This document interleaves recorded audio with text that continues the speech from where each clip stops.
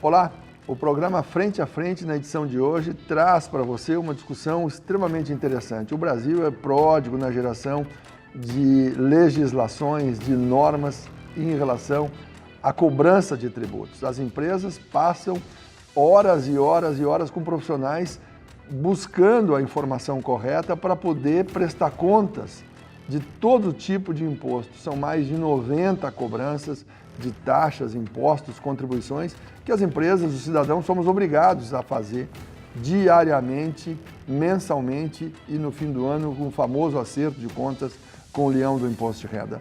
Os profissionais da contabilidade, os contadores, eles têm um papel decisivo e determinante. Cada vez mais cidadãos têm o seu profissional para ajudá-lo, porque não é mais possível um cidadão comum, sem formação, prestar a sua declaração ao imposto de renda. E aí os profissionais da contabilidade entram em cena, estudam muito os profissionais de contabilidade. Vai acontecer em setembro, aqui em Santa Catarina, o Congresso Brasileiro de Contabilidade no município de Balneário Camboriú. E está aqui com a gente para falar sobre esse tema a professora Marisa Luciana Schwab de Moraes, que é presidente do Conselho Regional de Contabilidade de Santa Catarina, o CRC-SC. Está aqui com a gente também o contador Juarez Domingos Carneiro, já foi presidente do CRC e foi presidente do Conselho Federal de Contabilidade, o único catarinense que ocupou tal posição. E também o professor Eli Oliveira de Souza. O professor Eli foi professor aqui na antiga FESC, na Unisul, e foi presidente do Sindicato dos Contabilistas aqui da região e trabalha fortemente com perícia. Então nós vamos tratar aqui com esses profissionais sobre essa área tão cara na sociedade brasileira por falta de uma reforma tributária adequada, uma reforma tributária e fiscal que seja adequada para que haja um pouco mais de leveza na prestação de contas, apesar da automatização, na prestação de contas de pessoas, empresas, organizações com o leão. Professora Marisa, muito obrigado pela sua vinda aqui ao programa Frente a Frente de hoje. Espero não ter falado nenhuma bobagem nessa abertura, nessa apresentação de vocês três aqui. Muito obrigada a você pelo convite, um cumprimento especial a todos os telespectadores.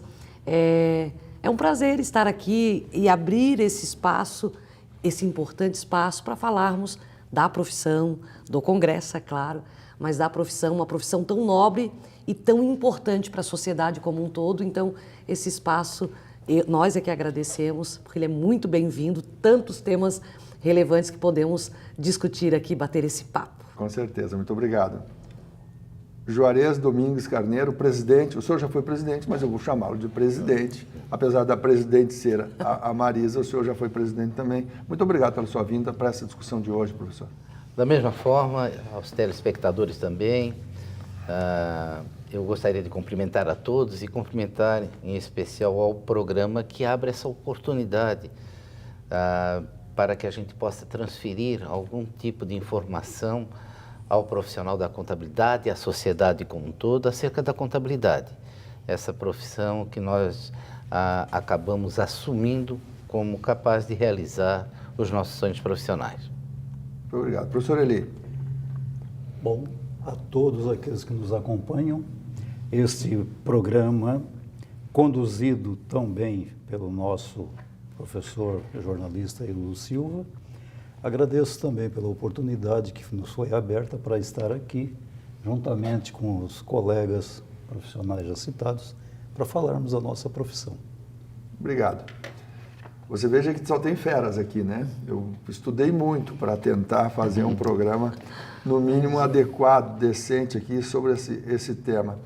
Professora, a senhora como presidente do Conselho Regional, é recente a decisão de que para assumir a profissão de contador, o profissional saído da universidade precisa passar em uma prova elaborada pelo Conselho para que ele seja reconhecido como profissional da contabilidade, que seja apto. Isso foi bem aceito? É tranquilo essa questão da prova? Na verdade, a prova já era aplicada desde muito antes da lei, né, do advento da lei, de estar normatizado na nossa lei de regência. Isso foi 2010. Em 2010, ela passou a figurar na nossa lei de regência, né? Na 9245. Mas antes mesmo, por força de resolução do Conselho Federal de Contabilidade, que é o órgão regulador da nossa profissão em termos de Brasil, nós já aplicávamos a prova. Muitas edições anteriores, inclusive a lei. O que acontecia é que essas normativas eram, de certa forma, frágeis e foram questionadas por muitos egressos que concluíam, então, os seus cursos de graduação e teriam de fazer a prova para estarem aptos a se inscrever nos seus conselhos e só então adentrarem o mercado de trabalho. Estava frágil para o Conselho Federal de Contabilidade, para a classe contábil, termos isso só amparado por resolução por conta de eventuais questionamentos até judiciais quanto a estas normativas. Isso, felizmente, vencemos depois de muito tempo. O Juarez participou ativamente disso à época e tornamos isso lei. Então, nunca mais nos foi questionado a respeito. Então, ainda há, de certa forma, um receio quase que generalizado daquele aluno que, concluído os seus 4 anos de formação, 4 anos e meio, 5, a depender da instituição de ensino superior, ainda há um certo receio quanto a passar por mais esta etapa, que é obrigatória, inquestionável, né, desde 2010. Ainda há um certo receio, ainda há, de certa forma, algumas críticas no sentido, somente a OAB tem esse tipo de aplicação de exame e o Conselho, as outras profissões regulamentadas não têm. Mas, ainda que haja essa insegurança, né, vou ser aprovado, não vou, não temos problemas porque já está consolidado. Essa exigência já se consolidou. O que nos aflige um pouco ou muito, são os resultados deste exame ao longo de uma série histórica aí de aplicação do exame. São dois exames aplicados todos os anos. E a média de aprovação nacional não nos agrada, não nos é favorável. Vou citar só exemplos e não vou ser precisa, talvez, nos números, porque não me recordo de todos. Mas nós tivemos provas, exames que foram aplicados cuja média de aprovação nacional foi de 23%. Já houve uma ocasião, algum tempo atrás, 18%, talvez a pior de todas, historicamente, 27%. Isso é muito pouco. Nós temos mais de 1.500 instituições de ensino superior neste país que oferecem ciências contábeis, que colocam profissionais para a prova e para o mercado. E termos mais de 70% de reprovação é um fator que, para quem está na gestão dos conselhos regionais, embora a responsabilidade com a formação desses profissionais não seja nossa e sim das instituições, mas aflige muito em pensar que tipo de profissional está indo para o mercado que não consegue um resultado, uma aprovação que o habilite à profissão. Isso de cada 10, menos de 3? Isso nos preocupa, exatamente. Nos preocupa muito. Né? E daí tentamos, claro, não é nossa atribuição, mas tentamos, junto ao Ministério da Educação, junto às próprias IES, e aqui no Estado nós temos em torno de 77 instituições que oferecem contábeis, nós tentamos intervir positivamente para auxiliar de alguma forma para que esses resultados se revertam de outra forma. A notícia boa, dentre uma notícia que não é legal, que eu acabei de dar, né, é que Santa Catarina, ainda que os resultados em termos de Brasil não sejam bons, e não são, olhando para esses números é fato, mas Santa Catarina em muitas, muitas edições, eu diria, talvez nos últimos 10 anos, não quero exagerar, mas talvez isso, primeiro no ranking, ou primeiro ou segundo, ou primeiro. Então, ainda que os resultados no Brasil não sejam bons, nós em Santa Catarina conseguimos estar no topo deste ranking, em primeiro e segundo lugar, há muito tempo. Isso significa que em Santa Catarina há um maior número de aprovados em relação ao número de inscritos todo o na resto prova. do Brasil, exatamente. Ainda que não sejam os percentuais desejados, mas somos os melhores em termos de Brasil. Os profissionais, tem um perfil do profissional que é aprovado em sua maior totalidade, em seu maior percentual, professor? As instituições fazem os seus rankings, claro, né? O Conselho, quando divulga a aprovação, os resultados nacionais, ele não divulga de onde veio? No nível de detalhes. Mas tem idade? O profissional mais maduro é aquele profissional que tem maior aprovação, o mais jovem? Qual é? Quem poderia traçar esse perfil é a instituição que recebe o resultado, porque ela sabe quem ela entregou para a prova. Nós não temos esse perfil detalhado por faixa etária, ou, são os profissionais de instituições públicas que passam, os alunos de instituições públicas que passam num percentual maior do que das privadas. Nós não fazemos esta conta. O Conselho Federal faz a média nacional. Mas é claro que as IES, as instituições, recebem o seu detalhamento. Então, eles recebem pontualmente.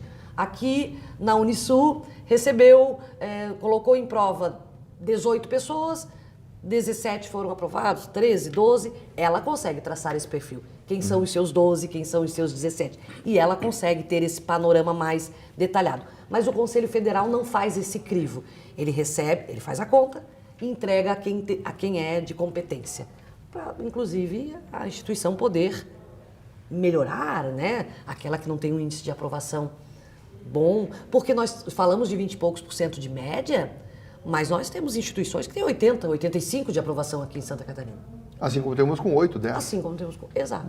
Então, cada uma vai receber seus resultados individualizados e vai traçar ações, ou para potencializar os resultados que já são bons, ou para melhorar aqueles que são ruins. Houve um tempo em que havia um curso técnico. O profissional de contabilidade poderia ser um profissional de nível médio. Exato. E hoje não existe mais essa oportunidade de trabalho, essa possibilidade de trabalho. Existe.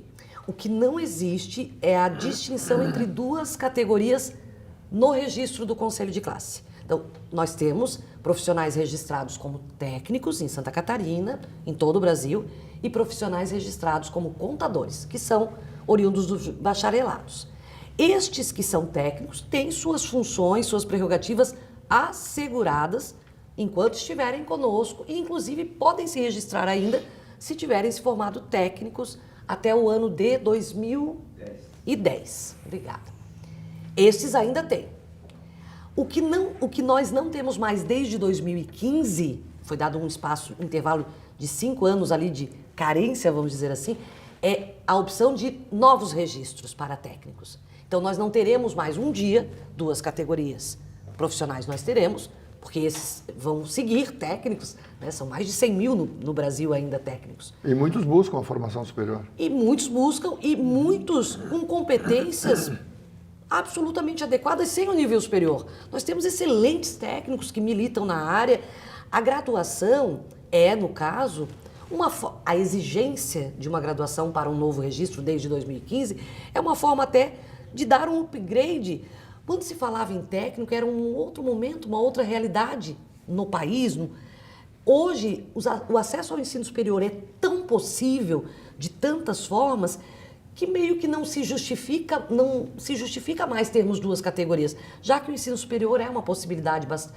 E o desejo de que aqueles técnicos subam mais um degrau e também possam fazer o bacharelado. Não é uma distinção pouco honrosa, não é nada disso. Estes têm menos relevância que esses. Não é isso. É uma forma de colocar no mercado uma única categoria habilitada a todas as atividades. Porque qual era a diferença? O técnico, embora registrado, ele não tinha todas as atribuições de um profissional bacharel, de um contador. Então, ele podia estar registrado, mas com algumas limitações de atribuições. Por exemplo, um perito, um auditor não poderia se estivesse só no nível técnico. Ao passo que o contador tinha todas as atribuições. Nós entendemos que hoje é possível termos bacharéis com todas as atribuições. E a eles que já estão registrados, direitos assegurados, serão nossos inscritos enquanto desejarem ser. E outra confusão que acontece, não tem mais curso técnico. O Conselho não decidiu sobre isso. Nunca, não é nossa função, não está sobre a nossa gerência. O Conselho determinou que não haveriam mais novos registros desde 2015. Mas qualquer escola que desejar ter curso técnico pode fazê-lo. Não há problema. E tem espaço de trabalho para esses profissionais nas organizações, enfim, com funções adequadas à formação deles. Mas não é obrigatório ter o registro para entrar numa função numa empresa? Todos que fazem contabilidade, eu vou usar o fazem aqui de forma bem genérica, tem que ter registro ativo. Não é permitido a um leigo fazer funções contábeis. É permitido a esses técnicos, por exemplo, que não têm registro e que ainda não ingressaram no nível superior, função de auxiliares, como estudantes, por exemplo. Se eles estiverem cursando o ensino superior, eles podem estar em algumas atividades dentro das organizações contábeis. Eles não poderão assinar um balanço, uma demonstração contábil, certamente não. Mas enquanto estiverem se capacitando para o ensino superior, eles podem estar lá, sim. E o técnico, de certa forma, também prepara para a graduação, né? Ele leva o profissional que vai para a graduação muito mais preparado para uma graduação em ciências contábeis. Eu fiz técnico em contabilidade antes de ser bacharel. Certamente, Juarez também, Eli, enfim. A tecnologia hoje, apesar de nós termos uma condição estapafúrdia, eu diria, não são vocês que estão dizendo, eu posso dizer, esdrúxula, desproposital no Brasil, com um volume de normas para que haja o trabalho e a prestação de contas com Receita Federal, com Receita Estadual, com Receita Municipal. É muito difícil o profissional atuar. A tecnologia pode ajudar a melhorar esse cenário, professora? Já está ajudando. Há uma impressão muito equivocada de que a tecnologia, né, as tecnologias da informação de modo geral, não são benéficas ao profissional da contabilidade e alguns ousam dizer até que iria substituir e que a função a profissão estaria em risco. Isso em todas as áreas, de extinção, enfim, uma falácia. Lê do engano. As tecnologias da informação vieram para auxiliar naquelas atividades mecanizadas, naquelas atividades de repetição, os sistemas hoje dão conta de fazer, mas ainda precisam, ainda que as atividades mais operacionais estejam sendo suportadas pelas tecnologias da informação, softwares, sistemas e inteligência artificial ou o que seja, né? Ainda há necessidade da intervenção humana. Elas não fazem qualquer atividade que seja sozinhas, né? Ainda que com inteligência artificial aí em ascensão. Então, primeiro, vieram para contribuir, sim. Não há risco de perdermos espaços. Tem uma pesquisa, não é uma pesquisa, perdão. Tem um relatório que é oriundo do Fórum Econômico Mundial. O Fórum Econômico Mundial, todos os anos, em Davos, na Suíça, reúne, então, para falar de economia. E eles projetam num relatório as profissões, de um modo geral, oportunidades de trabalho, enfim. E lá existe o de 2020, eu tenho ele bem detalhado, porque eu uso numa palestra, ele aponta que as tecnologias, elas vieram e poderiam comprometer até 2025, era o relatório de 2020, então fizeram uma projeção de 5 anos, que elas poderiam comprometer cerca de 80 milhões de postos de trabalho. Então, de fato, as tecnologias poderiam tirar do mercado ou afetar no mercado de trabalho 80 milhões de postos. Mas, ao mesmo tempo que afetariam 80 milhões, que poderiam se sentir em risco, 97 outros milhões de postos de trabalho seriam gerados também por elas. Então, essa ideia de que elas vêm para tomar espaço, para mim, é uma falácia.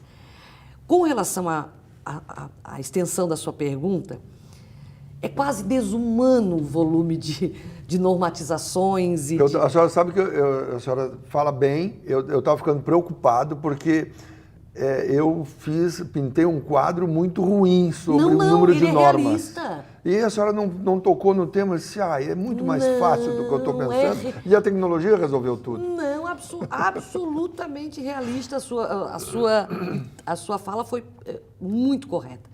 Eu usei um termo até mais pesado, chega a ser desumano às vezes, o volume, o quanto que esse profissional precisa estar capacitado para dar conta de interpretar essas normativas todas. Na área fiscal e tributária isso é o tempo todo, né? E o profissional está ali empenhado em se capacitar, em traduzir para atender a ponta, né? O cliente, o usuário de tudo isso. O volume de obrigações acessórias é algo que deixa... aqueles que militam em organizações contábeis, especialmente em empresas de cabelinhos brancos, porque... Ou sem cabelos. Ou sem. O que é uma obrigação acessória, professora? Por exemplo, a entrega das inúmeras declarações aos diferentes entes. Receita Federal, Secretaria de Estado da Fazenda, município, estado. Então, ICMS tem uma declaração para ser entregue relacionada ao recolhimento do ICMS. Vale para PIS, vale para COFINS, vale para os tributos de um modo geral. Só que os profissionais eles têm que entregar isso para diferentes órgãos que nos cobram. E, às vezes, o mais desumano, talvez, ou o que nós tentamos fazer muito no Conselho, intervir, é que, às vezes, a mesma informação você tem que repassar para diferentes entes. E isso é retrabalho para um contador. Isso tira um tempo precioso para ele ser gestor. Aí, o que o Conselho faz muito nesse sentido? E, felizmente, na nossa gestão, isso tem funcionado, o Juarez também participou disso, muitíssimo bem. Nós nos aproximamos dos órgãos que nos são afetos, né? Receita Federal, temos que ter uma excelente relação com a Receita Federal para opinar, para sugerir, para tirar essa carga de trabalho que às vezes é retrabalho. Secretaria de Estado da Fazenda, eu costumo dizer que, olha, nos últimos anos eu acho pouco provável que outro gestor do Conselho, independente de quem tenha sido, conseguiu tamanho espaço de interlocução com a Secretaria de Estado da Fazenda. O secretário tem meu telefone pessoal, o próprio governador, sim, nós temos um espaço muito interessante conquistado. Então, quando a classe contábil de Santa Catarina clama por alguma mudança de legislação, que é importante, nós fazemos essa intervenção, não é nossa função precípua, não é a primeira, a principal, mas nós fazemos o papel de interlocutores junto ao Estado, junto ao município. Tem grupo, né? Tem grupos de trabalho específica. O Juarez coordenou até pouco tempo um desses grupos que trata, por exemplo, só de relação com a Secretaria para desburocratizar processos. Nós precisamos desburocratizar um pouco desse volume absurdo de coisas que entregamos para as entidades, né, as de competência, os órgãos de competência. A Receita é um pouco mais difícil, até porque geralmente você tem que falar em termos de Brasil, não é localmente que a gente consegue decidir. Muitas cidades não têm nem secretaria regional, não tem nenhuma delegacia, uma agência. Aí nós levamos isso para o Conselho Federal, nós ouvimos o profissional por diferentes vias, levamos para o Conselho Federal, que tem, sim, um espaço bem interessante junto à Receita Federal do Brasil. Até porque não vão mudar uma normativa especificamente para Santa Catarina, dificilmente, né? Diferente da Fazenda, que tem, sim, esse poder de extinguir nós já conseguimos, fruto de uma árdua interlocução com a Fazenda, extinguir a exigência de uma obrigação. Contanto que ela não conflite com uma federal. Exato, exato. Mas, veja, é o Estado dar conta de que aquilo realmente não era necessário e a partir de... Ou podia ser melhorado. Ou podia ser melhorado. E estamos num grupo de trabalho também para isso. O secretário nos pediu, a última demanda dele foi: me dê um panorama do que vocês acham que pode ser melhorado, quais processos, onde, nos digam. E olha que lindo isso, eu chego a ficar emocionada. Que lindo, eles estão ouvindo de quem mais deveria falar, que é a classe contábil. Aí o que fazemos como conselho? Reunimos as demais entidades ligadas à contabilidade, então sindicato, nós temos uma federação de sindicato, uma federação de contabilistas que reúne 23 sindicatos aqui em Santa Catarina, temos SESCONs, que são sindicatos ligados às organizações contábeis, às empresas, 4 presidentes de SESCONs, 4 SESCONs, federação, reunimos essas entidades, ganhamos força e entregamos nossos pleitos, seja para governo, seja para município, a gente sai pedindo em nome da classe, para o bem. Estão tendo bastante trabalho nesse período eleitoral. Agora, na verdade, até para um pouco, né? Porque algumas coisas... Mas os coisas... prefeitos não vêm em busca de... Algumas coisas... Não. Assim, a relação nossa, pelo menos com as prefeituras que cercam a nossa sede ali, é muito, muito tranquila. E, na verdade, em ano eleitoral, eles podem muito pouco. E se o Conselho abrir espaço a quem quer que seja, terá que abrir a todos, de igual forma. Professora Marisa Luciana Schwab de Moraes. Que lindo, meu sobrenome, ó, redondinho. Tem muito mais a conversar com a senhora, mas eu vou pedir licença para a gente fazer uma rápida parada e falar um pouquinho com o presidente Juarez Domingues Carneiro, a letra é minha, mas eu me perdi aqui, Juarez Domingues Carneiro, sobre o Congresso Brasileiro de Contabilidade que vai acontecer em Balneário Camboriú em setembro. Nós vamos dar uma rápida parada e voltaremos em instantes, mas ainda vamos continuar aqui com a presidente, a professora Marisa, também vamos falar com o professor Eli sobre o trabalho todo dele, a fiscalização, a auditagem, perícia, é um trabalho que os profissionais dessa área ajudam em muito no judiciário e quem quer recorrer ao judiciário também. A gente já volta. Frente a frente.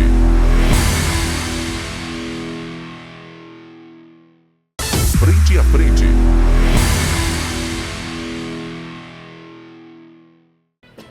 Muito bem, estamos de volta com o programa Frente a Frente na edição de hoje, falando sobre essa profissão extraordinária, que é a contabilidade, impacta a toda a sociedade. Às vezes a gente acha que não tem nada a ver com a contabilidade. Vai receber lá o salário e não tem nem imposto a pagar, mas quando vai no mercado, paga uma série de impostos, paga IPTU para o município, paga ITBI, paga uma série de taxas. Isso tudo passa por profissionais habilitados e graduados nesta área. Eu vou conversar com ex-presidente do Conselho Federal de Contabilidade e ex-presidente do Conselho Regional de Contabilidade e organizador, realizador da comissão de realização do Congresso Brasileiro de Contabilidade que acontecerá em Santa Catarina.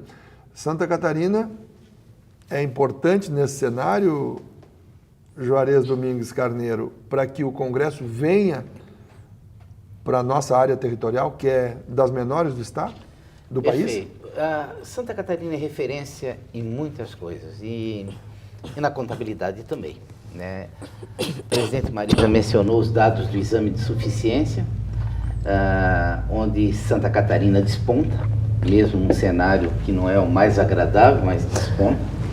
E assim também na contabilidade como um todo. Então, a Santa Catarina vem despontando há muito tempo como um estado que tem profissionais da contabilidade que tem um padrão alto de qualidade na prestação de seus serviços.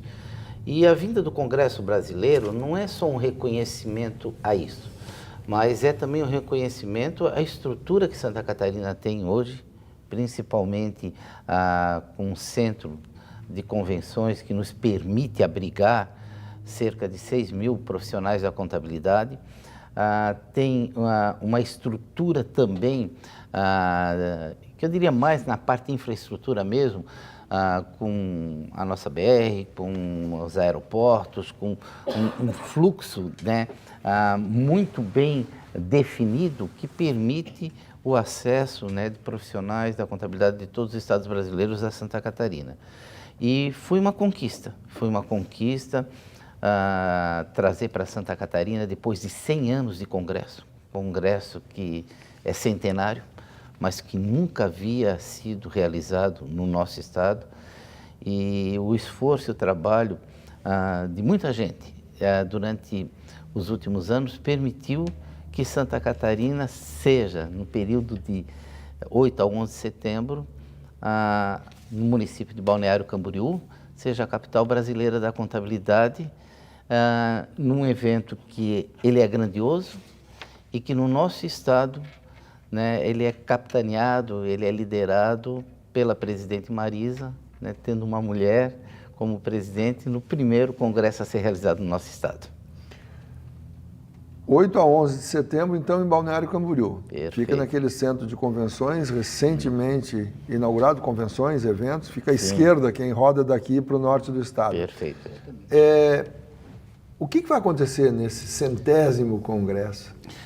Perfeito. O nosso congresso, ele tem uma marca. Ele tem uma marca de uma programação técnica muito consistente, muito rica, muito atual. E nesse sentido, nós teremos aí quase 300 painéis, palestras, atividades sobre os mais variados temas. Eu diria assim, um esforço muito grande tentar identificar dentro de um conjunto de atividades que vão ser desenvolvidas uma que não esteja contemplada dentro do universo atual da contabilidade. Você quer falar sobre sustentabilidade? Ok, tem o tema da sustentabilidade ali, tem o tema da governança, tem o tema da área pública, da perícia, tem aquele que afeta diretamente os docentes, as organizações contábeis, os auditores. Então, o leque é muito grande. Tem encontros e fóruns dentro da própria programação que são mais direcionados a jovens lideranças, né, ao voluntariado, né, a mulher contabilista. Então, é um evento onde nós podemos definir que são vários eventos no mesmo evento. São vários temas abordados que eu diria assim, ó, tem um componente de atualidade muito grande e é necessário, né? Eu digo atualidade porque os principais organismos que emitem as normas contábeis, quer seja na área pública ou privada, seja de competência nacional ou internacional, estarão presentes. Então, aqui no Brasil, né, a CVM, a Receita Federal, o Conselho Federal de Contabilidade, o IBRACON, os conselhos regionais de contabilidade, eles se farão presentes nesse evento, trazendo a sua contribuição. Mas também organismos internacionais, o IASB, que é um organismo que emite as normas internacionais de contabilidade voltadas às empresas privadas, o IFAC para a área pública, a área de auditoria. Então, esses organismos, além do GLENIF, que é um grupo latino-americano de emissores de normas, e associações diversas de âmbito internacional, estarão presentes no Congresso Brasileiro de Contabilidade, porque esse é um evento que traz uma marca que foi conquistada ao longo do tempo e que eu definiria assim como um grande divisor de águas naquilo que representa a participação de um profissional. É um momento que hoje a gente comentava de pertencimento.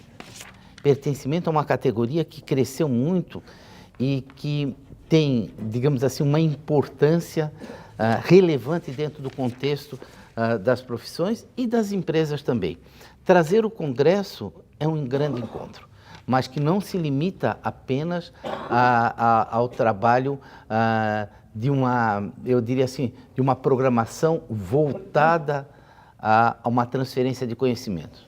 Ali nós temos network, nós temos um grande fórum de relacionamento. Ali nós temos as grandes empresas de soluções tecnológicas, softwares, né? São praticamente 98 estandes que já foram vendidos desde o início da organização. Então, são empresas que vão também estar presentes e acreditam nesse evento que eu reputo como um marco dentro da contabilidade brasileira e mundial também, porque é uma referência para o mundo também. O senhor pode, não querendo ser descortês, porque 300 painéis pode ter centenas de convidados, mas o senhor pode destacar um ou dois convidados que chamam muita atenção? Olha, nós temos hoje ele não é mais vice-presidente, já foi vice-presidente. Ele já se aposentou. É da Disney,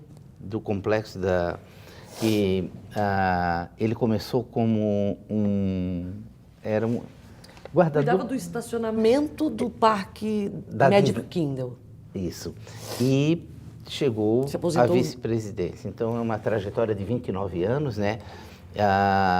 Dentro de um complexo que, né, é referência mundial. Nós temos um Eliseu Martins, que hoje ainda um dos expoentes da contabilidade brasileira, autor de diversos livros, estará presente também. Nós temos vários palestrantes que são voltados à área pública, à área privada, ao terceiro setor, dentro do contexto das organizações. Então, eu diria o seguinte, há uma riqueza muito grande de conteudistas, de pessoas que trabalham conteúdos ligados à contabilidade. O nosso vice-presidente, aliás, ex-presidente do Conselho Federal de Contabilidade, hoje que coordena o Comitê de Sustentabilidade, vai estar junto com outros profissionais falando sobre o tema da sustentabilidade. Então, para cada A área... parte comportamental... comportamental tem. Eu gosto muito de citar aquele exemplo, já me meti na fala do presidente. A Ana Beatriz Barbosa é uma psiquiatra muito renomada, ela é autora de livros que venderam 2,5 milhões de cópias, vai fazer uma das palestras magnas, além do da Disney, que ela arrebanha seguidores no país de forma absurda pela competência, vai falar sobre relações tóxicas em ambientes corporativos. Uma fala de uma profissional da saúde, portanto. Então, tem programação aí para... E tem programações também que elas têm um caráter, eu diria assim, mais interno, regional, né? Que é a oportunidade que a gente também tem para mostrar algumas, eu diria assim, algumas informações importantes do nosso Estado. Então, o secretário da Fazenda, o Cleverson, ele vai estar presente também, tendo um painel específico para mostrar o ambiente de negócio de Santa Catarina, né? E isso está relacionado dentro de um contexto que é muito mais geral do que especificamente um aspecto técnico. 300 eventos dentro deste grande evento em 4 dias, de 8 a 11, 6 mil profissionais, vai dar trabalho para aquele profissional escolher onde ele quer estar, porque vai ser muita coisa simultânea, em paralelo. Sim. Sim, e tem um detalhe, né? O Congresso, como ele cresceu muito e as demandas elas foram aumentando, e como é realizado de 4 em 4 anos, e tem um detalhe, esse está represado 8 anos, porque era para ser realizado em 2020, onde nós tivemos a pandemia, e aí possibilitou a realização do Congresso. Então, muitos temas ficaram represados e outras áreas em que não havia um grande equilíbrio de temas, de assuntos pertinentes a diversos segmentos, como, por exemplo, a área pública. A área pública hoje está muito contemplada dentro do Congresso Brasileiro de Contabilidade. A contabilidade pública, a gestão pública como um todo.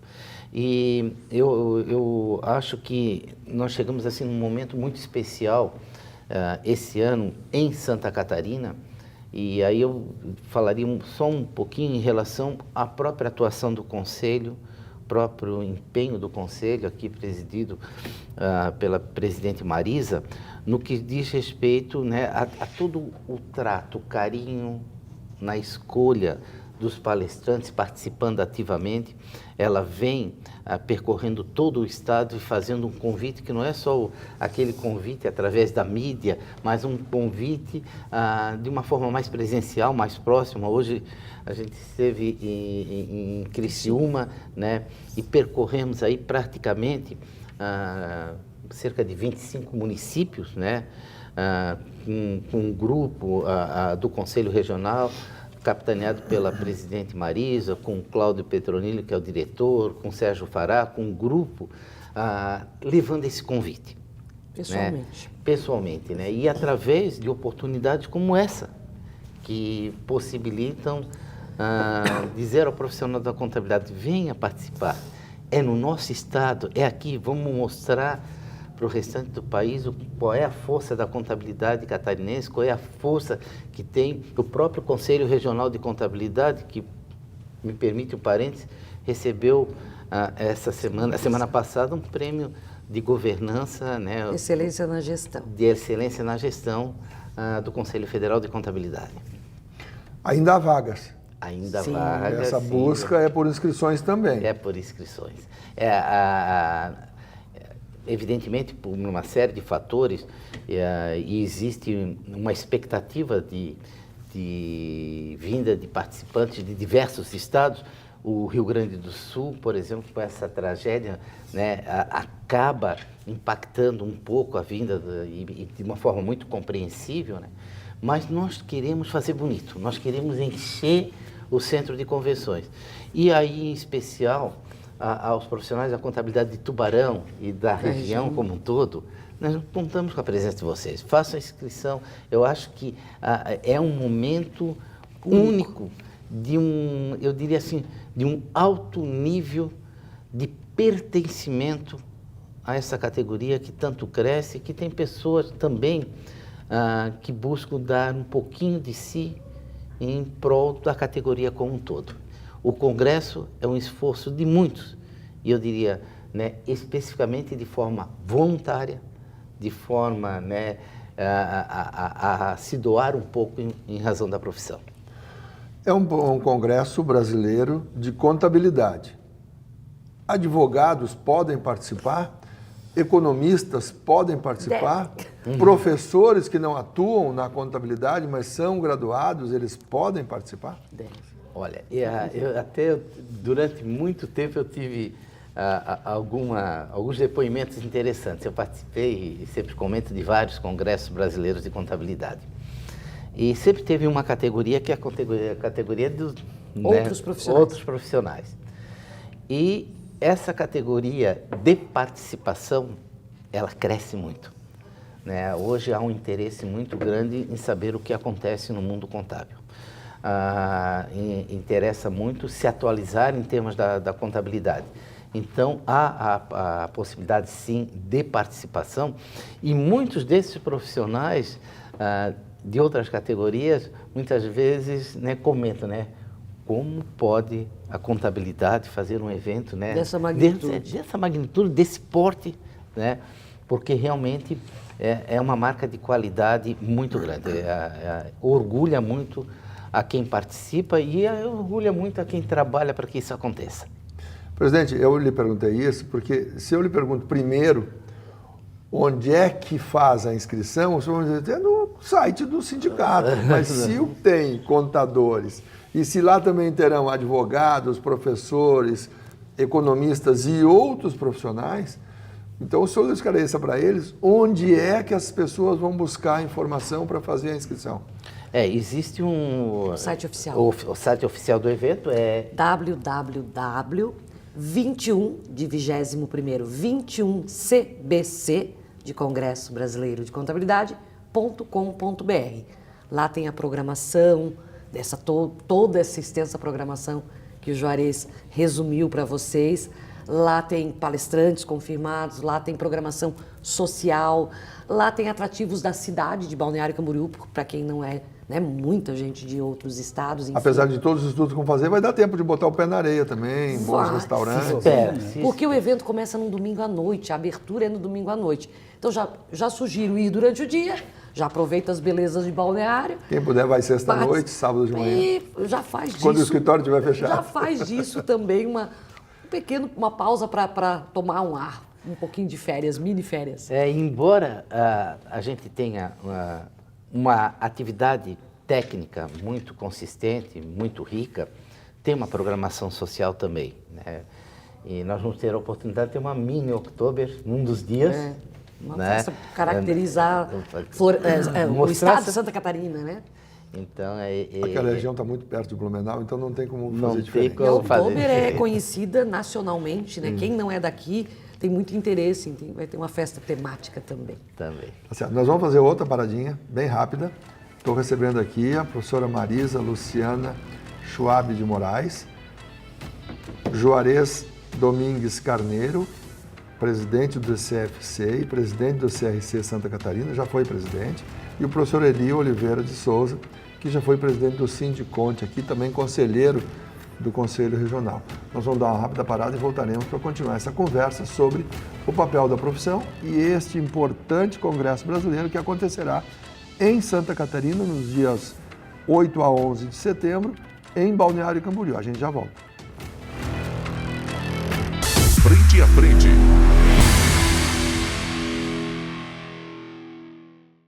Frente a frente.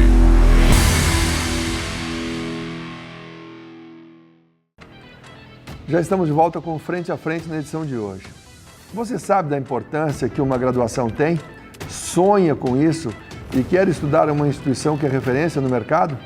Na Unisul você pode ser contemplado com uma bolsa de estudos de até 100% através do Fundes, o programa de bolsa estudantil voltado ao ensino superior do governo de Santa Catarina. Viva experiências incríveis com um ensino prático que já impactou milhares de pessoas na comunidade, enquanto enriquece o seu currículo e você se prepara com desafios reais. Aproveite a chance que vai fazer com que você se realize ainda mais. Venha ver a sua melhor versão em uma das melhores instituições de ensino da América Latina. Escolha o seu curso e inscreva-se na Unisul. Para saber mais, é só acessar unisul.br/Fundez. Unisul, fortalecendo comunidades, formando cidadãos do mundo. A Unisul é uma das instituições que muito forma e bons profissionais na área da contabilidade. A contabilidade é um dos cursos que mais forma gente no Brasil? Está, segundo os últimos censos do Ministério da Educação,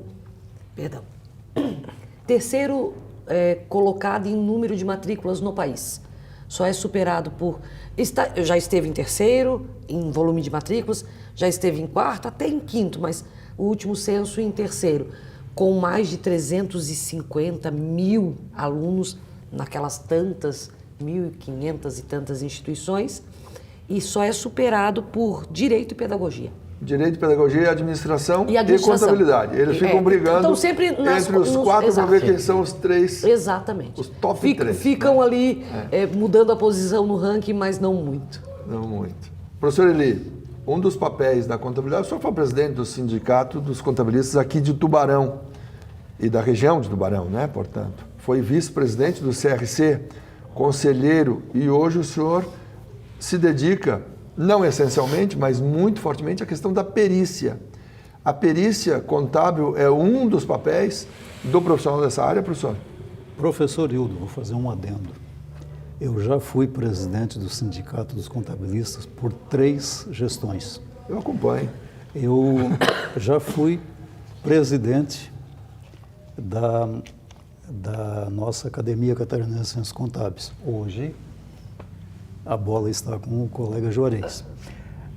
Eu já fui conselheiro durante 12 anos e, como bom intrometido que sou, continuo lá dentro, sempre numa hora, numa comissão, outra hora noutra. Mas, e atualmente ainda permaneço como diretor de Educação na Federação dos Contabilistas do Estado. Mas eu diria o seguinte, a contabilidade, eu posso dizer para quem está acompanhando, que é uma profissão que me deu tudo o que eu tenho, desde a parte, digamos, patrimonial, que eu não tenho muita coisa, mas a parte do conhecimento que me foi gerado foi a partir da contabilidade. Que foi e os relacionamentos. E, lógico, os relacionamentos. Eu tenho o prazer de dizer que eu corri o Brasil inteiro por causa da contabilidade e alguns países da América do Sul e América Central. E aí é o seguinte, num dado momento, a coisa começou a crescer muito em termos dessas nossas obrigações acessórias. E aí eu tomei um outro caminho, eu saí do escritório de contabilidade, eu era de escritório de contabilidade e da área do ensino. E aí eu fiquei só com a área do ensino e migrei para uma outra área dentro da contabilidade, onde eu posso dizer que eu me realizo, a área de perícia. É uma área que nós temos, digamos assim, relativamente, nós temos poucas pessoas trabalhando, poderíamos ter mais, mas ela também exige uma barbaridade de estudo, de continuidade, de atenção às causas, como, por exemplo, no dia 1º de julho, nós temos uma alteração no Código Civil, a gente já está estudando, porque lá num determinado artigo daquela alteraçãozinha, é uma lei pequenininha que mexe em várias coisas e vai bater lá nos conteúdos praticados dentro das empresas e por pessoas físicas também. Então, tudo isso a gente permanece atento. E aí, partindo disto, a professora Marisa, que é a nossa presidente, ela, pela segunda vez, ela me permitiu continuar dentro da comissão de perícia do Conselho, que é uma comissão que eu digo assim, que eu tenho prazer de trabalhar, e que eu diria que não é mais importante, mas é uma das mais importantes do nosso Conselho. Pelo envolvimento que traz e pela garantia de que nós estamos brigando, entre aspas, por um bom trabalho do profissional da contabilidade. E a perícia, professor, o que abre um pouquinho mais? Eu tenho uma ideia, mas vamos ver se o nosso amigo telespectador pode absorver mais essa sua informação. A perícia, ela vai ser judicial normalmente ou pode haver outros tipos de envolvimento e trabalho? Vamos dizer o seguinte, o perito contábil, ele pode atuar como assistente técnico ou como assistente do judiciário. O assistente técnico normalmente trabalha para uma das duas áreas ou uma das duas partes que estejam discutindo alguma coisa. E o assistente do judiciário é aquele perito contador que vai trabalhar no acompanhamento do processo para fornecer elementos para a decisão do magistrado. Então, este é o caminho inicial. Bom, o que ocorre? Isto demanda de uma necessidade de um aperfeiçoamento constante, mas constante mesmo, porque todos os dias nós temos modificações que afetam esse tipo de trabalho. E aí eu diria o seguinte, ela vai de um simples acompanhamento de um processo que gerou um financiamento para um aposentado, por menor que seja o resultado da aposentadoria dele, até cisões, incorporações de empresas. Então, durante todo esse trajeto, nós temos atividades para o perito contador. Lógico que cada um vai se dedicar a alguma coisa, a alguma parte, porque é impossível trabalhar em tudo. Tá? Eu mesmo já fiz uma incursão por várias coisas e optei em ficar numa determinada área. Então, por exemplo, nós temos uma área que é a perícia trabalhista.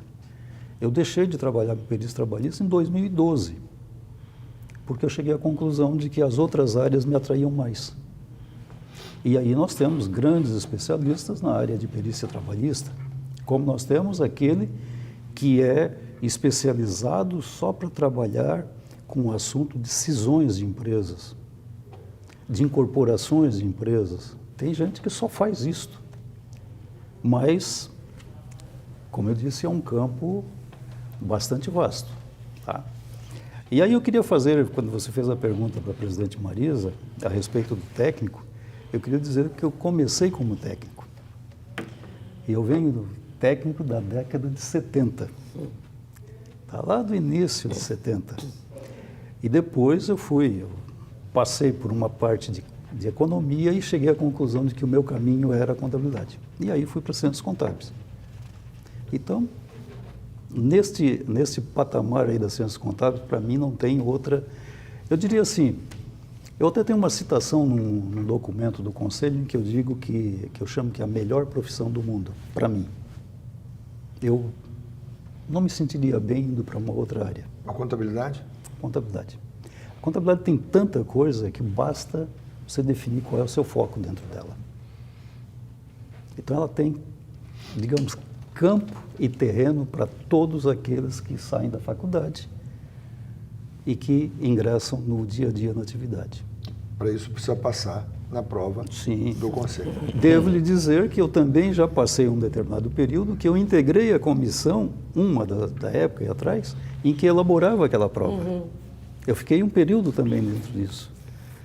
E aí, quando a gente chega lá, a gente fica satisfeito em receber, assim, indagações assim, por que vocês têm tão poucas discussões em relação ao exame, em relação à prova?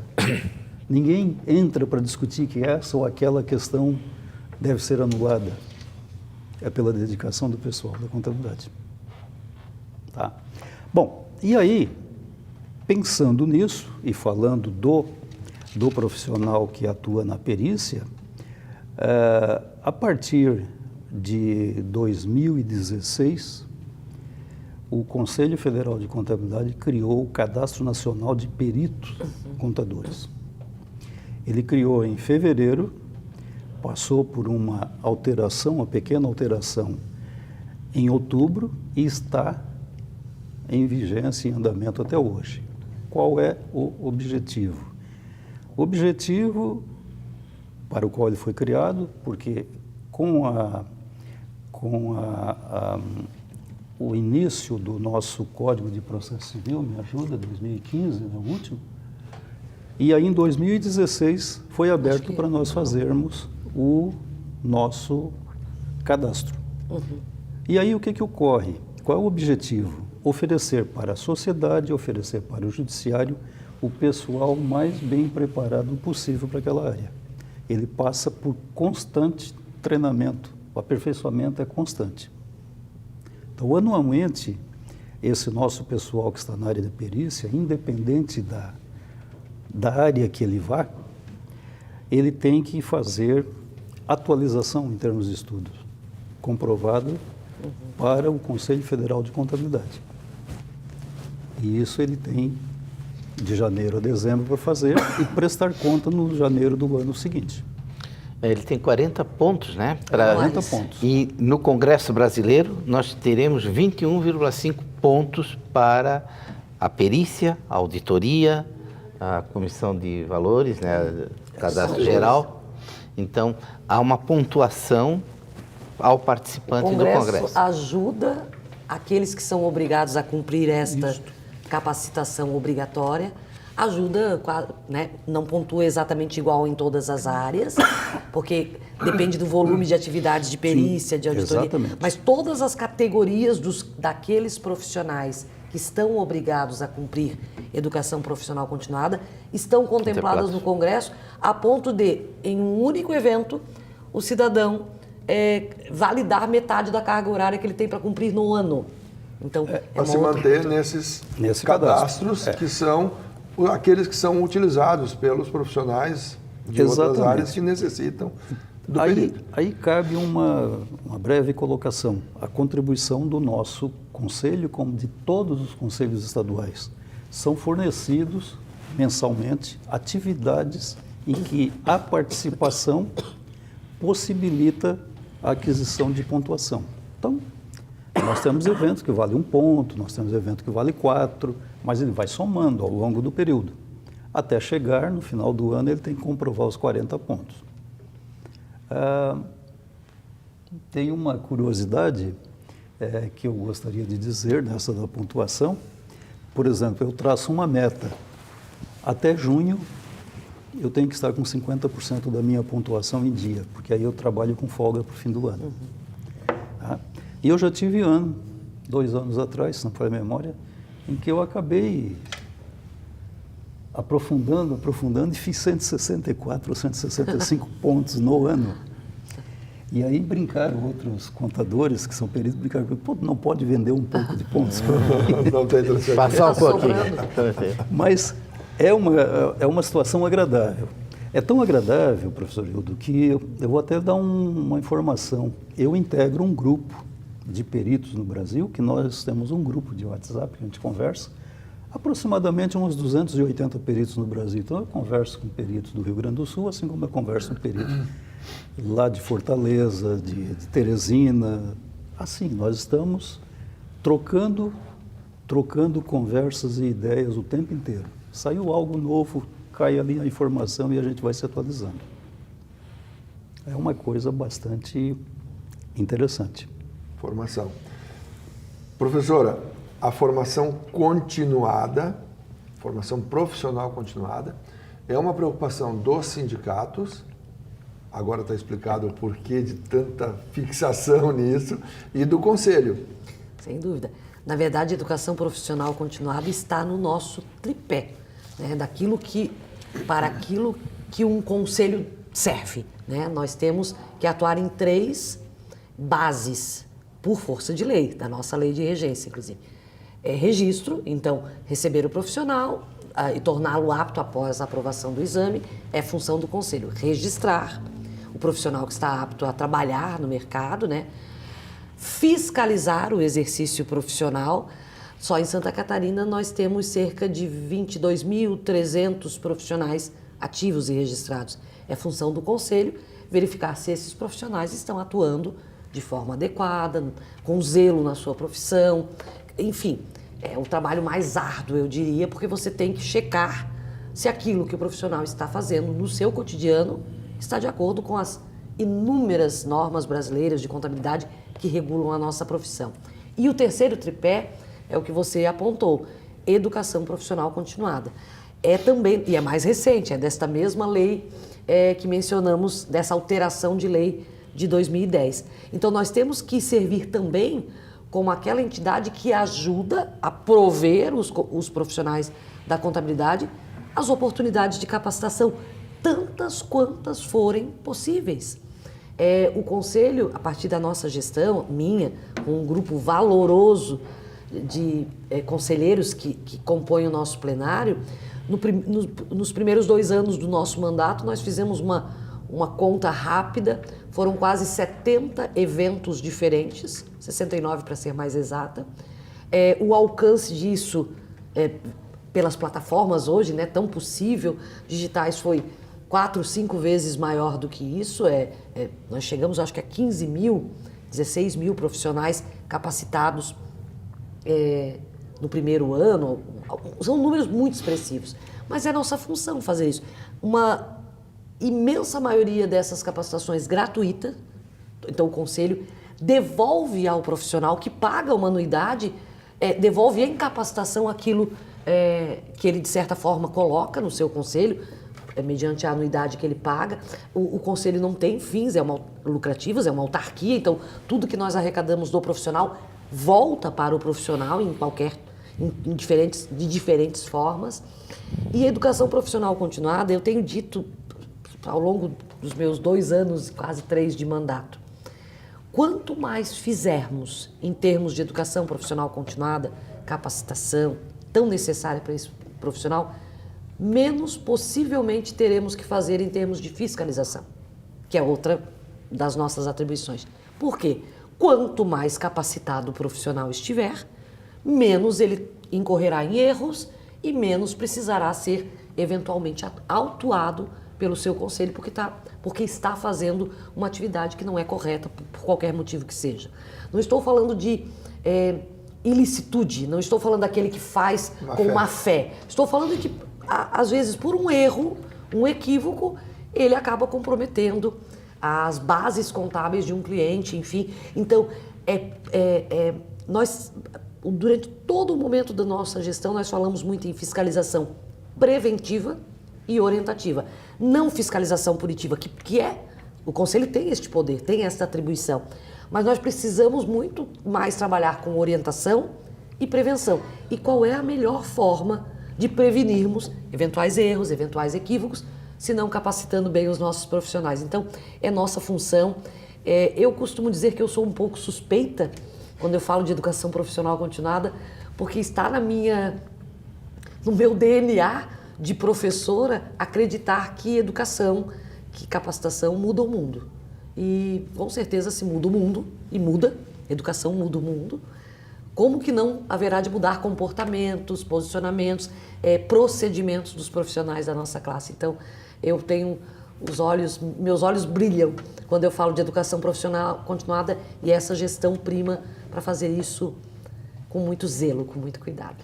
Eu vou aproveitar, professora, não nesse momento, mas eu vou chamar um rápido intervalo aqui para falar com a senhora exatamente sobre essa questão da atuação profissional que é defendida pelo Conselho, que é moralmente defensável, que é eticamente necessária, e aquela atuação que exige rigor, fiscalização, punição. Então, nós estamos no Brasil. Muitos de nós, jornalistas, somos muito bons ou não somos nada bons. Profissionais de contabilidade, é um caldeirão cultural só. Sim. Ontem todo mundo reclamando a eliminação da seleção brasileira. Não há individualidade e não há grupo. E parece que nós estamos olhando o Brasil. Não tem grupo e não tem um que salve a pátria. Nós não temos o salvador da pátria, assim como não temos um grupo para ganhar do Uruguai. O Uruguai ganhou porque mereceu ganhar. Foi mais entrosado, tinha mais talentos individuais. Então, nós precisamos de talentos individuais, mas nós precisamos pensar como pátria, como nação. Nós não somos coletivo. Então, sobre esse tema, eu gostaria de falar com a senhora na volta. Eu estou conversando com a professora Marisa Luciana Schwab de Moraes, que é presidente do CRC, com o Juarez Domingues Carneiro, que foi presidente do CFC, também do CRC, e hoje é da comissão que está organizando o Congresso Brasileiro de Contabilidade, além de outras comissões que atua tanto no Conselho Federal quanto no Conselho Estadual. E o professor Eli Oliveira de Souza, que já foi professor aqui na Unisul, e também é membro do Conselho Regional, através da Comissão de Estudos e Normatização das Perícias. A gente já volta. Frente a frente.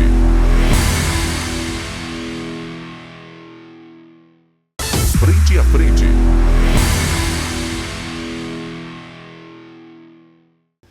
Já estamos de volta com o programa Frente a Frente, na edição de hoje, falando sobre a contabilidade.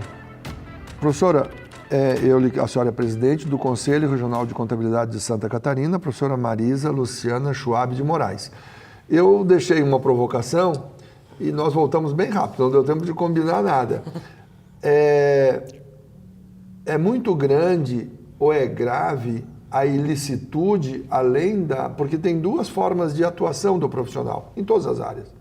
Ele falha por falhar, porque é da nossa condição humana, mas ele falha por ultrapassar algumas linhas que não podem ser admitidas. De ética, inclusive. É muito grande esse caso de má-fé, de dolo? Felizmente, é bastante expressivo o volume de processos de fiscalização, tanto no âmbito do nosso Estado, do nosso Conselho, quanto no país inteiro. Mas, felizmente, não é tão expressivo, ou é bastante pouco o volume de problemas desta ordem, a ponto de culminar, por exemplo, com a cassação do exercício profissional. Hoje, a lei já nos assegura, até 2010 não, a lei já nos assegura tirar do profissional o direito de exercer a profissão para todo sempre. Nós podemos apenar com uma mera ressalva, digamos, no currículo dele. Uma advertência. Uma advertência que pode ser pública ou até privada, né? Pública em jornal, enfim, ou privada. Pode ser de multa pecuniária, então valores serão cobrados desta pessoa, a depender do grau do erro que ele cometeu, até retirar dele o direito de exercer a profissão temporariamente. Isso já existia, mas agora pode culminar quando é ilícito, quando comprovado, quando concluídos todas as possibilidades de defesa, pode culminar com a cassação do registro profissional dele ad eterno. Felizmente, esse volume não é tão grande, porque são casos de fato extremos, né? Mas até o limite das multas pecuniárias é bastante comum. Mas eu gosto muito de ressaltar isso, como eu disse, é muito da nossa gestão. Se nós queremos prevenir, orientar e punir menos, quanto melhor fizermos esse trabalho, menos teremos volume de apenar o profissional. O volume de processo ele pode até ser expressivo, mas se você der ao profissional o direito dele se defender, e nós também fizemos isso, obviamente fizemos, o direito dele corrigir o problema, não é tão melhor? O recurso que vem de uma multa não nos interessa ao Conselho, nós não sequer precisamos desse tipo de recurso. O nosso Conselho é bastante superavitário, fruto das nossas anuidades. Nós não queremos recursos advindos de multas, nós queremos correção nos serviços que eventualmente foram feitos de forma equivocada. Mas, voltando diretamente à tua pergunta, ambas as possibilidades acontecem, mas num volume bastante maior aquele de um erro, de um equívoco, e que pode, inclusive, ser sanado. Mas nós também observamos uma coisa que é um pouco triste, e esses números, às vezes, saltam aos olhos. Muitas vezes o profissional ele é autuado, é aberto a ele o direito da defesa, do contraditório, o processo administrativo dele de fiscalização corre à revelia e ele sequer se defende. Sendo que existem pelo menos 4 etapas de defesas dentro de um processo administrativo do nosso. 4 etapas até culminar com um recurso junto ao Conselho Federal. E às vezes o processo corre à revelia. Ele sequer se defende. Aí sim não há o que ser feito. Muito, muito. Ele precisa ser informado, ele tem que ter conhecimento. Notificado. Sim. E por vezes ele... Deixa pra por lá. quaisquer motivos. Só que isso gera um outro problema. Numa primeira eventualidade, você é apenado como seria o equivalente ao réu primário. Primário. Se ele não se defender adequadamente e for apenado de alguma forma, seja com censura, pública ou privada, enfim, seja com multa, e tiver sido julgado esse processo e culminado com uma multa ou uma advertência, no próximo, havendo um próximo, ele é reincidente. A reincidência é mais grave. E isso agrava bastante a situação desse profissional. Então, o que a gente tenta muito no Conselho, desde que assumimos, também é fazer com que a informação chegue até o profissional. Que ele conheça que ele tem direito ao contraditório, que ele conheça as etapas de um processo. Então, nós percorremos, nos 2 primeiros anos do nosso mandato, nós percorremos o Estado. Olha, foi muito chão, andei um bocado, com um projeto chamado CRC e Você, reconectando e valorizando você, o profissional. E a pauta destes encontros, quase 80% desta pauta, girava em torno de fiscalização preventiva, orientativa, para que o profissional conhecesse os direitos, inclusive, que ele tem. Quantas vezes nós recebemos profissionais lá no Conselho com multa já ali, em vias de ser aplicada? Não, mas eu tenho como comprovar que eu corrigi ou que eu fiz. E por que não o fez na via? Ah, porque eu desconheci. Enfim. E aí passou o prazo, perdeu. Esse especificamente que eu me lembrei do exemplo, não, ele conseguiu reverter porque ele tinha comprovadamente corrigido o problema em tempo hábil. Ele não tinha apensado isso ao Como ao é que processo vêm dele. as denúncias, professora? De onde chegam as denúncias? Na verdade, nós temos toda uma equipe de fiscalização. Hoje nós estamos com 9, 10 fiscais. 9 ou 10, eu tenho um afastado, enfim. Que fazem o trabalho por amostragem antes, mas agora com os sistemas informatizados a gente pega uma determinada cidade e todas as organizações contábeis daquela cidade, ou empresas, né, são chamadas a nos prestar contas por amostragem. Pegue lá 20 clientes e nos entregue as demonstrações contábeis, os registros, enfim. Então, nós vamos até o profissional e fazemos isso o ano inteiro. Mas, eventualmente, também podemos ir por força de alguma denúncia, de alguma... tem um canal de ouvidoria no Conselho que funciona também para isso. Eu sou um profissional da região de Tubarão. Eu sei que um colega profissional não está agindo de forma ética, está, sei lá, aviltando os honorários, está com alguma atitude que não é lícita no trato da sua profissão, ele pode fazer a denúncia e a fiscalização vai ver a veracidade dessa denúncia, enfim, desse fato que recebemos. Uhum. Então pode vir de diferentes formas. O empresário não pode pedir o que quer para o profissional. Eu preciso desta declaração. Pedir ele pode. Mas Ser atendido é outra. Mas o profissional de contabilidade tem a obrigação de só atender naquilo que estiver na mais absoluta moralidade e legalidade. Sem dúvida, ele é responsável por tudo aquilo que ele informa. Uma declaração informada torna-o cúmplice daquela declaração. E ele pode Ou ser responsável. punido, tem fé pública, né? O ato aquilo que o contador atesta tem fé pública. É seríssimo e alcança, inclusive, numa eventual punição, os seus bens pessoais, né? Código Civil, enfim.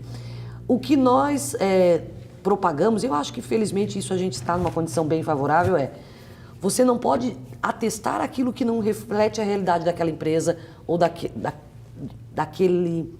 pessoa que você está atendendo, física ou jurídica. Então, vou dar um exemplo bem banal. Uma declaração de rendimentos desta pessoa. É muito comum o contador receber pedidos de decores que não reflitam aquilo que ele percebe de rendimentos. Cabe ao contador dizer não. Eu tenho que dizer aquilo que as informações contábeis, os livros contábeis, as demonstrações contábeis, representar fidedignamente o que a contabilidade está dizendo, os números daquela empresa estão dizendo. E nem um centavo a maior. E aí, para quais finalidades, sabe-se lá. Mas decores, por exemplo, era um problema muito volumoso de decores que não eram consistentes com a realidade daquela empresa. E o Conselho, neste caso, está muito atento para ver se aqueles documentos representam a realidade. Porque se não representarem, é o profissional que vai ser punido, não é o empresário. A informatização hoje permite Facilita também muitíssimo. um trabalho mais... Facilita bastante, bastante. Ainda há a atuação do fiscal em loco também, mas hoje já é possível fazer boa parte desse trabalho de forma remota. Professora Marisa Luciana Schwab de Moraes, presidente do CRC Santa Catarina, muito obrigado pela sua vinda ao Frente a Frente na edição de hoje, professora. Foi um prazer estar aqui, agradecer esse espaço, aliás, que espaço, não? Um bom tempo aqui de conversa, colocar a profissão, a nossa profissão, no patamar que ela merece estar, que as pessoas, que a sociedade, porque nós, entre nós, profissionais, sabemos da nossa relevância, da nossa importância, mas que bom ter esses espaços para que a sociedade também alcance isso, para que não lembrem do profissional da contabilidade, por exemplo, só no momento de declarar o imposto de renda. É muito importante essa função, você falou dela na sua abertura, extremamente importante. Mas nós fazemos tão mais, além disso, tão mais, e às vezes a sociedade não se dá conta. Mas isso é o que chega ao cidadão comum, né? Exato, mas espaços como esse que você nos proporcionou hoje fazem chegar ao cidadão o quão mais relevantes, né, nós podemos ser para a sociedade, e por isso eu te agradeço muitíssimo. Muito obrigado. Juarez Domingues Carneiro, ex-presidente do Conselho Federal de Contabilidade, do Conselho Regional de Contabilidade, mas nunca se afasta das funções. Muito obrigado pela sua vinda aqui.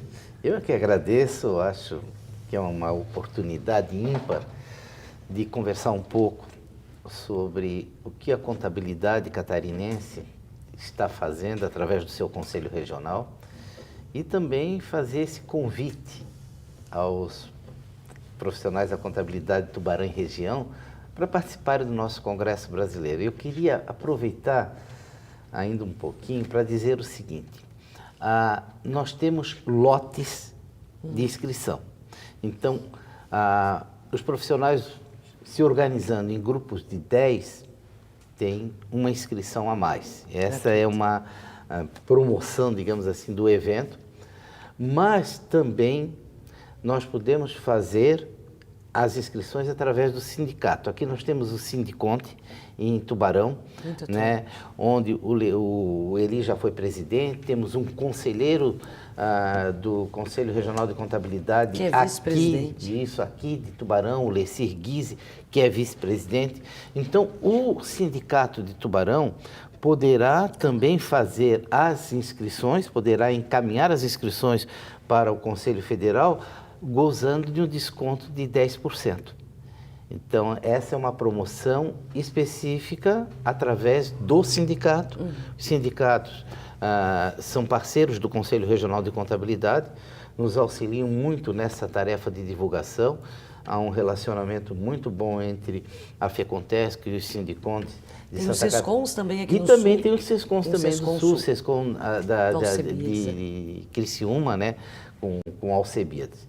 Então, é possível fazer as inscrições com esse desconto de 10% sendo feito diretamente através do sindicato. No site não tem, no site, né, mas a gente se coloca à disposição. E eu quero aproveitar também para parabenizar pelo programa, de uma forma muito leve, muito descontraída. A gente consegue falar um pouquinho sobre a nossa profissão, a profissão contábil. É um fórum privilegiado de tratamento e de conhecimento daquilo que diz respeito a um processo de educação. Vocês estão atuando, né, nessa área e é importante para a sociedade conhecer um pouquinho daquilo que se realizam nas profissões, naquilo que se busca dentro de um contexto que é muito importante, que é o contexto da educação. Então, frente a frente é educação também. Parabéns pelo programa. Muito obrigado. A vinda de vocês aqui abrilhantou a nossa edição desta noite. Muito obrigado, Juarez. Professor Eli, muito obrigado pela sua vinda ao Frente a Frente. Mais uma vez, o senhor já esteve no Grandes Temas, já esteve nos 60 Minutos, já esteve... O senhor é figurinha carimbada aqui com a gente. Professor Hildo, esse momento eu queria aproveitar para fazer uma para dar uma informação de algo que me passou desapercebido e completar o que, digamos assim, nessa roda de conversa foi discutido. Parte do pessoal que exerce a contabilidade, uma função muito interessante para as cidades, as regiões, os estados e assim por diante. O profissional da contabilidade, ele tem feito já há alguns anos um esforço bastante grande para a arrecadação do FIA, ou destinada ao FIA, que é o Fundo da Infância e Adolescência. Agora também fazendo a destinação para o Fundo do Idoso. Isto é digamos, é uma batalha insistentemente colocada para os contadores para que negocie com aqueles que têm a possibilidade no momento de fazer ou a sua declaração de imposto de renda ou durante o decorrer do ano pelas empresas, pelas pessoas físicas. Queria dizer que nesse momento nós tivemos essa questão do Rio Grande do Sul, nós tivemos um apelo em que parte desses fundos, muitas pessoas destinaram para o estado do Rio Grande do Sul. E foi significativo o valor. Queria alertá-los de que aqui na nossa cidade eu não consigo precisar mais o ano. Mas nós já tivemos um momento do FIA que foi um pouco interessante, um esforço feito de uma forma conjunta entre os contadores capitaneados na época pelo Sindicato dos Contabilistas com a Prefeitura. Se a gente for buscar os valores, os números foram mais ou menos na seguinte ordem. Santa Catarina arrecadou 10% do que foi arrecadado no país em destinação para o FIA. E Tubarão ficou com 10% do Estado. Foi o trabalho do pessoal da contabilidade. Então, na realidade, Maravilha. nós tivemos naquela época, nós arrecadamos 1% da arrecadação do Brasil, destinado ao FIA. E esse trabalho, ele continua todos os anos, isso é permanente. Devo dizer que como contador, além de fazer no espaço da contabilidade, eu também faço esse pedido dentro de outras instituições que eu participo. E tem adesões. A gente, às vezes, não imagina a grande adesão que tem a esse pedido que a gente faz. Então, eu queria fazer essa colocação. Mas é falta de informação. Um pouco, digamos assim, o pessoal desconhece. Então, o contador, por si, ele começa a fomentar isso aí. É o vetor do então, desenvolvimento da infância. Foi uma das coisas que eu esqueci na fala anteriormente. Por outro lado, eu queria dizer o seguinte, eu fico muito grato por ter aceito o meu pedido para que os dois comandantes estivessem aqui hoje. Queria dizer que eu sou um defensor do seu trabalho com esse programa. Você já citou que várias vezes eu já estive por aqui, foi mesmo, até por sinal agora eu estava um pouco afastado, mas daqui a pouco a gente conversa, tem mais certo. coisas por aí. Assim, eu queria lembrar que além de tudo que foi citado, na área da perícia, nós temos constantemente lives, momentos técnicos que são divulgados para o estado inteiro. Tá? Que maravilha. E disponível para qualquer profissional que tenha interesse e a população em geral. Muito obrigado, professor. Então, ok, muito obrigado pelo espaço, mais uma vez. Obrigado, professor Eli. Juarez Domingues Carneiro, presidente do CFC, o primeiro catarinense, até agora o único catarinense, presidente do Conselho Federal de Contabilidade. Professora Marisa Luciana Schwab de Moraes, presidente do Conselho Regional de Contabilidade de Santa Catarina. E muito obrigado a você que acompanhou a edição de hoje do programa Frente a Frente. Continue com a nossa programação, ela é preparada diariamente, especialmente para você. Continue com as nossas atrações e até o nosso próximo encontro.